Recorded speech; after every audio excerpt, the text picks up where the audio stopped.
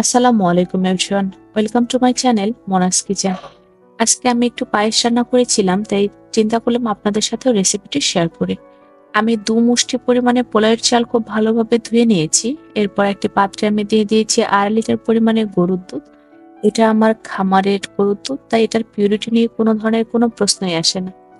এরপর দুধে খুব ভালোভাবে বলক আসলে আমি এখানে দিয়ে দিচ্ছি পোলাওয়ের চালগুলো, সাথে সাথে খুব ভালোভাবে নেড়ে চেড়ে দিচ্ছি।